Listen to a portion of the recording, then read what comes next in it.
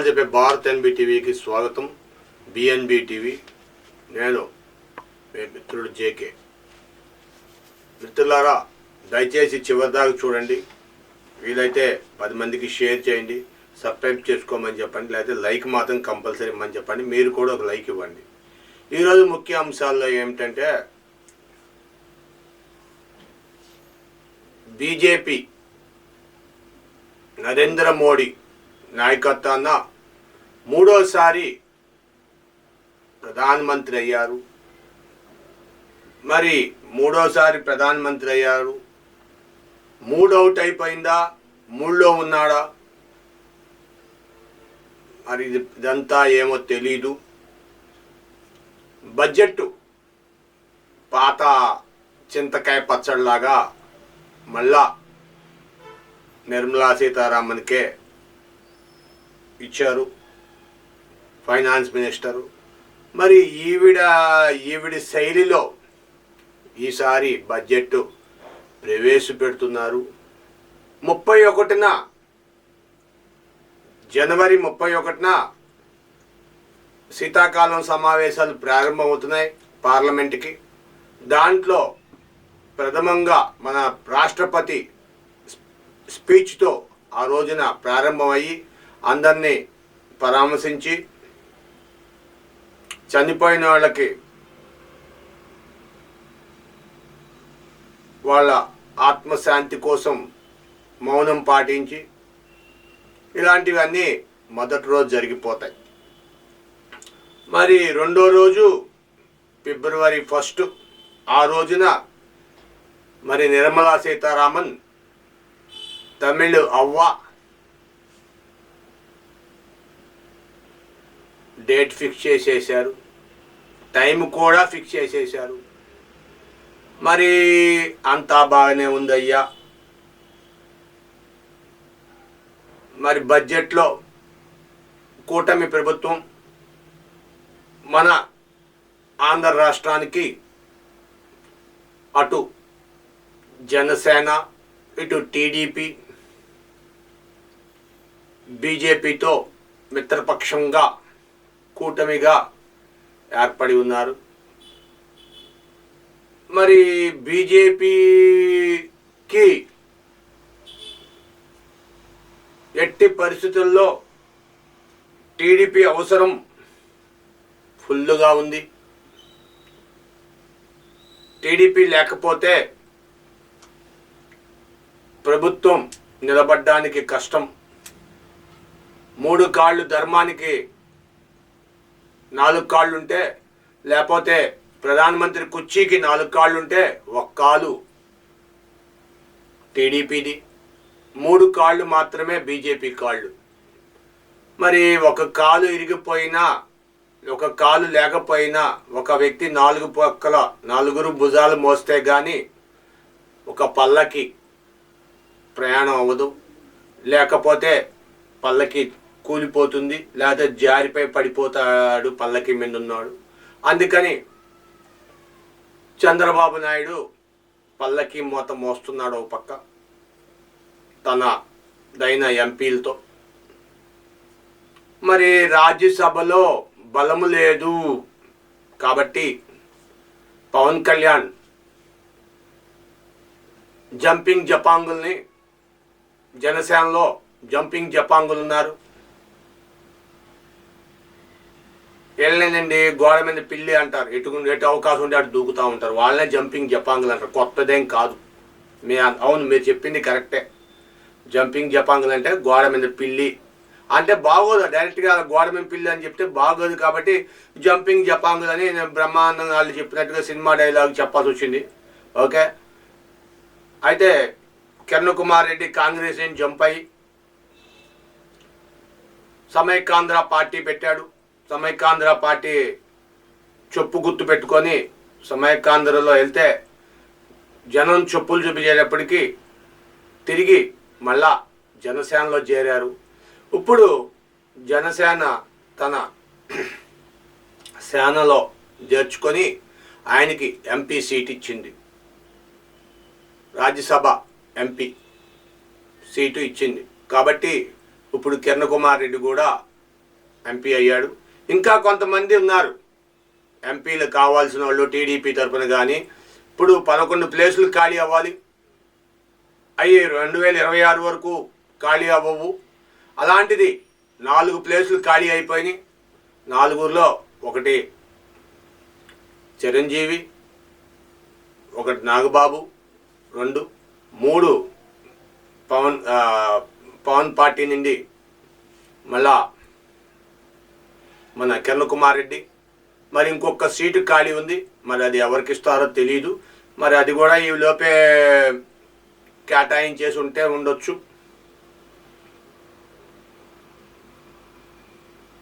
కూటమికి 3 ఎంపీలు పెరిగినాయి, రాజ్యసభలో 3 ఎంపీ సీట్లు పెరిగినాయి. మరి ఇంకా 8 సీట్లు వైసీపీకి ఉన్నాయి, అవి 26 వరకు కంటిన్యూ అవుతాయి. వాళ్ళు కూడా గోడ దూకేస్తే, లేకపోతే భయపడి పారిపోతే మరి వాళ్ళవి కూడా టీడీపీ కానీ జనసేన కానీ ఆక్రమించుకుంటుంది.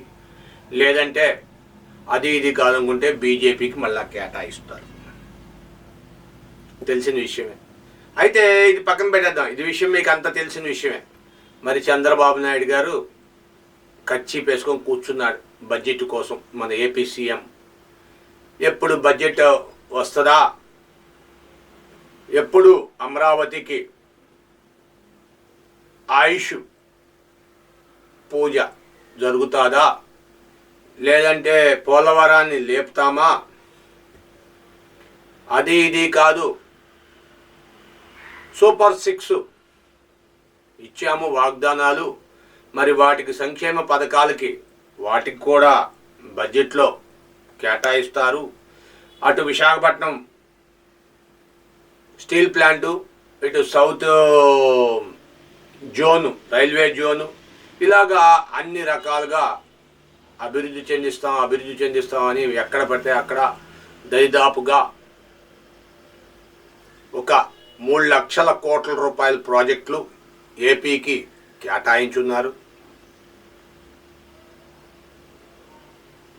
ఏ మొగుడు దిక్కు లేకపోతే అక్క మొగుడే దిక్కు అన్నట్టుగా ఎవరు దిక్కు లేనప్పుడు ఇక టీడీపీయే దిక్కు, బద్ధ శత్రువులైన టీడీపీయే ఇప్పుడు దిక్కు అయింది. మరి ఈ విషయం కూడా మీకు తెలిసిన విషయం, ఇది కూడా పక్కన పెడేద్దాం. మరి చంద్రబాబు నాయుడు గారు ఇప్పుడు మాట్లాడేది ఏంటంటే, చంద్రబాబు నాయుడు గారు బడ్జెట్ కోసం కాపలా కాశారు. ఈసారి బడ్జెట్ మీకు తెలుసో లేదో ఒక వింత జరుగుతుంది బడ్జెట్లో. కేంద్రం 8th పే కమిషన్ అనౌన్స్ చేసింది, శాలరీలు పెరిగిపోయినాయి. నిన్న మొన్నటి దాకేమో ఇన్కమ్ ట్యాక్స్ అదే 10 లక్షల దాకా ఉండొచ్చు అని చెప్పారు. ఇప్పుడు శాలరీలు పెరిగిపోయినాయి, మళ్ళీ వాళ్ళు ట్యాక్స్ కట్టాల్సిందే. నిజమండి, అది అలా ఉంచండి. వ్యాపారస్తులకి డిజిటల్ పేమెంట్లో అదంతా లావాదేవీలో వెయిట్ అయిపోతున్నాయి, వాళ్ళు ట్యాక్స్ కట్టాల్సిందే. వీళ్ళు అసలు చెప్పేది వైట్ చేస్తాం, బ్లాక్ని వైట్ చేస్తాం అన్నారు. చీకటిని పగలు చేస్తామని చీకటిని పగలు చేయట్లా, పగల్ని చీకటి చేస్తున్నారు. ఇవన్నీ పెంచేటప్పటికి ఏమవుద్ది, నెంబర్ 2 బిజినెస్లు ఎక్కువైపోతున్నాయి. నువ్వు బడ్జెట్లో కానీ ట్యాక్సేషన్ కానీ ఒక సిస్టంలో ఒక రీతిలో సామాన్యుడికి అందుబాటులో ఉంచి ట్యాక్సేషన్ ఫారిన్ ట్యాక్సేషన్ అయితే నువ్వు ఎంతన్నా సంపాదించుకో, మాకు ఇంత అమౌంట్ ఇచ్చేయి అని ఒక టార్గెట్ పెట్టుకోవాలి. అలా లేదు, వాళ్ళు ఇష్టం వచ్చినట్టు వాళ్ళు పెంచేస్తున్నారు. మన జగన్మోహన్ రెడ్డి గారు పెంచారులే, ఆంధ్రాలో ఎవ్రీ ఇయర్ 15% ట్యాక్స్ హౌస్ ట్యాక్స్లు పెంచేశాడు. దాంతో రెంట్లు పెరిగిపోయినాయి. సామాన్యుడు గుండె మీద భారం, గుండె కాదు జోబీ, గుండె పైన ఉండేది జోబియే కదండి, మరి జోబీకి భారం పెరిగింది. కాబట్టి ఇదంతా జరగకంట ఇప్పుడు ఎవరన్నా చాలా తెలివితేటలుగా పెట్టింది నిర్మలా సీతారామన్ బడ్జెట్. ఎవరన్నా మాకు రాలేదు బడ్జెట్లో, మాకు కేటాయించదు అంటే మళ్ళా మార్చి 30వ తారీఖున మళ్ళా బడ్జెట్ పెడతారు. మళ్ళీ రెండోసారి బడ్జెట్లో ఎవరికైతే రాలేదో మాకు న్యాయం జరగలేదు అన్నారు, అన్యాయం జరిగిందో మాకు అలా జరిగింది ఇలా జరిగింది అన్నవాళ్ళు వీళ్ళందరికీ కూడా అక్కడ ఫుల్ఫిల్ చేసి ఇచ్చేస్తారు. కాబట్టి మీ విలువైన అభిప్రాయాలు కామెంట్ రూపంలో తెలియచేయండి, షేర్ చేయండి, సబ్స్క్రైబ్ చేసుకోమని చెప్పండి. Hi, hello, bye bye. ఏంటండి మీకు కాదండి బాబు బాయ్ బాయ్ చెప్పింది, జగన్మోహన్ రెడ్డి గారికి బాయ్ బాయ్ చెప్పాడు ఒక పెద్దన్న, ఆయనే విజయసాయి రెడ్డి అన్న. గతంలో అనేక మంది బీజేపీలో చేరారు. అయితే వీళ్ళందరూ కూడా తప్పులు చేసిన వాళ్ళందరూ కూడా బీజేపీ తీర్థం తీసుకోగానే గంగా, ఆయన మోడీ గారు వారణాసిలో గెలిచాడు, ఆయన ప్రధానమంత్రి సీటుకి అక్కడ గెలిచి ప్రధానమంత్రి అయ్యారు. అక్కడి నుండి గంగ వచ్చేటప్పుడు గంగ తీసుకొని వచ్చారు ఒక చెంబులో. ఎవరైనా సరే పార్టీ మారగానే ఆ గంగ తీర్థం పోస్తారు, పోయగానే ఆ తీర్థం తీసుకోగానే వాళ్ళ పాపాలన్నీ పోతాయి, పవిత్రులు అయిపోతారు. అదే తరహాలో ఈడీ కేసులు, సిబిఐ కేసులు ఇవన్నీ ఉన్న విజయసాయి రెడ్డిని రేపు మహారాష్ట్ర గవర్నర్ చేయబోతున్నారు. బీజేపీ అండి ఆల్రెడీ అనౌన్స్ అయిపోయింది. దాంతోనే విజయసాయి రెడ్డి గారు అంత ధైర్యంగా బయటకు వచ్చేసాడు రాజకీయంలోనండి, ప్రత్యక్ష రాజకీయాల నుండి బయటకు వచ్చేశారు. ఆ రోజున వెంకయ్యనాయుడిని బలవంతాన్న తీసుకెళ్లి ఉపరాష్ట్రపతిని చేశారు మోడీ గారు. ఎందుకని? ఇదే టైంలో బీజేపీకి, టీడీపీకి మన కూటమి ప్రభుత్వం ఉన్నప్పుడు చంద్రబాబు నాయుడికి సపోర్ట్ చేస్తున్నాడు, ఆంధ్రాకి అన్ని విధాలుగా సపోర్ట్ చేస్తున్నాడు వెంకయ్య నాయుడు గారిని తీసుకెళ్ళి అక్కడ వేశారు. రేపు 2029 కానీ 27 మరి ఎలక్షన్ జమ్లియా ఏదో ఎలక్షన్ ఉంది కదా, జమ్లీ ఎలక్షన్. ఆ ఎలక్షన్లో ఆంధ్రాకి బీజేపీ తరపున ముఖ్యమంత్రి కావాలి, బీజేపీ గవర్నమెంట్ ఫామ్ చెయ్యాలి ఆంధ్రాలో అనే ఆలోచనతో ఇప్పుడు ఆ రోజున బ్రిటిష్ వాళ్ళు ఎలాగైతే వ్యాపారానికి వర్తకానికి వచ్చి ఇక్కడ ఇండియాలో వచ్చి చేరి మనల్ని బానిసలు చేసి మనల్ని ఎలాగైతే చేశారో అదే తరహా కాదులేండి, అదే ప్లానింగ్. జస్ట్ ఆ ప్లానింగ్లో మోడీ గారు బీజేపీ ఆంధ్రాకి ఎరేసి గవర్నర్ పోస్టులు అన్నీ ఎరేసి రేపు పొద్దున్న ఒక పక్కన మన జనసేన పవన్ కళ్యాణ్ పిలిచారు మొన్న ఉప ముఖ్యమంత్రిని, ఆయన కూడా వెళ్ళి అక్కడ మోడీ గారిని కలిసి వాళ్ళందరితో మాట్లాడి అన్నీ చేసుకొని వచ్చాడు. మరి వాళ్ళ తరపున ఎంపీలని కూడా వేసారు, రాజ్యసభ సభ్యుల్ని కూడా వేసేసుకున్నారు, అయిపోయింది. ఇదంతా బాగానే ఉందండి. ఇక్కడ ఇంకొక చాప కింద నీరు కథ ఒకటి జరుగుతుంది. ఎప్పటి నుండో కాపేసాడంట ఒక ఆయన,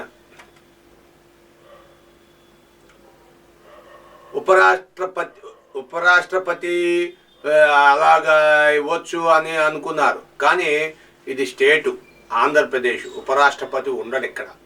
కానీ ఉప ముఖ్యమంత్రి ఇవ్వమంటున్నారు. ఉప ముఖ్యమంత్రి ఆ రోజున చంద్రబాబు నాయుడుతో ప్రమాణకం చేయించుకొని ఉప ముఖ్యమంత్రి ఇవ్వటానికి వీల్లేదు, నేనే ఒక్కడే ముఖ్యమంత్రిని అయితేనే నేను దిగుతాను, లేకపోతే లేను అని ఒక ఆంక్ష పెట్టుకున్నాడు పవన్ కళ్యాణ్ గారు. సరే, చంద్రబాబు నాయుడు గారు ఒక 5 ఏళ్ళు ఖాళీగా ఉండి